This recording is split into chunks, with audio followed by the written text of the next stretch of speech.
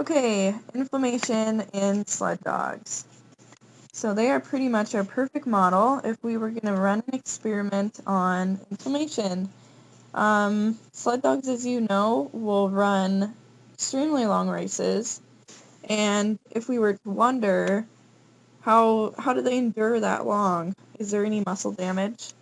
Um, so they're pretty much the ultimate athlete. Incredible endurance athletes. How do they endure so well? Muscle damage in sled dogs. So basically, these three scientists decided to take 26 sled dogs competing in a 1,650-kilometer race and run tests on muscle damage. So they found that some muscle cells play a role in regulation of metabolism and inflammation through cytokines in human athletes. So they decided that these human athletes running marathons, triathlons, etc.,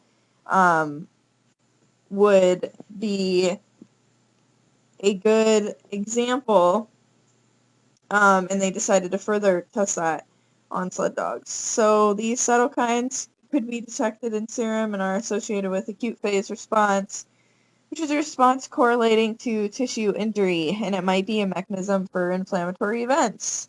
So even though we don't know that much about APR, that leaves us even more room for research, which makes it an exciting topic. The cytokines and myokines are the same thing. There's three different kinds, IL-6, IL-8, and IL-15, and each of these three are different. IL-6 is most studied in human athletes, this is important because it gives us lead into what to look for in this experiment. There was an IL-6 response in the athletes that showed extensive amounts of exercise, so we know what to look for. These three have been associated with being released from skeletal muscle. So each one does its own thing. The IL-6 will be inflammation in the muscle and glucose metabolism. IL-15 will see that the body needs more fatty acid oxidation to see an increase here. An increased IL-8 in the serum could indicate several things. And they described it in their paper as locally active angiogenic factor in skeletal muscle. So these are all three very important things. Still, though, we don't know that much about them. So the aims of this study were to examine the myokine and inflammatory APR responses in sled dogs during this race. So that's what the whole experiment is about. And they were testing these things only before, midway, and after. They were not testing any other time. So they're doing three, and they also used three teams of 14 mixed breed dogs. And they came to them each in physical exams before and after the race. No medications prior. Pretty standard here. The blood test was also pretty standard, just making sure that they got good, clean results and nothing was altered by food or stress.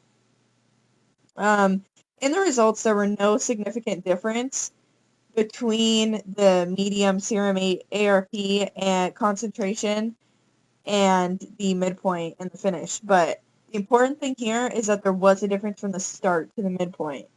So that makes us wonder what kind of damage is happening in that beginning period. And furthermore, speed and time weren't measured. So were the dogs going faster in that beginning time? We don't know, because certainly if they are, they could be seeing more damage because they were going so fast. And maybe they slowed down. So there's definitely more room for studies. Each of the ILs showed a dip at midpoint in their values. And some showed no association for each other. So these are all not as much significant results that they gathered.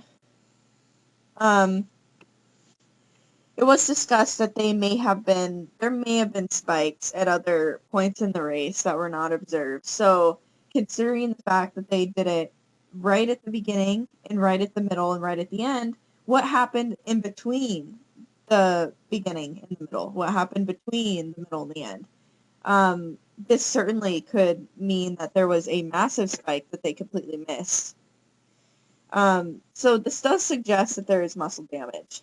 And here is our box and whisker plots, kind of summarizing this data I just went over and some of the things that we've kind of ruled out and some of the things that we've decided that are actually important. And the take-home messages here are that dogs are incredible athletes and they are active a lot longer than humans. So they are absolutely perfect to test this on.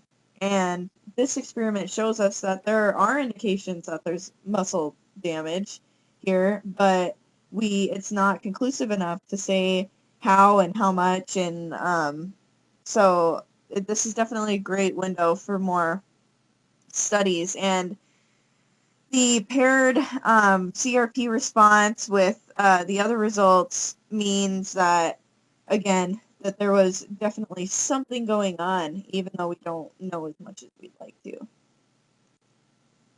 And our closing thought is just that these dogs are absolutely amazing athletes.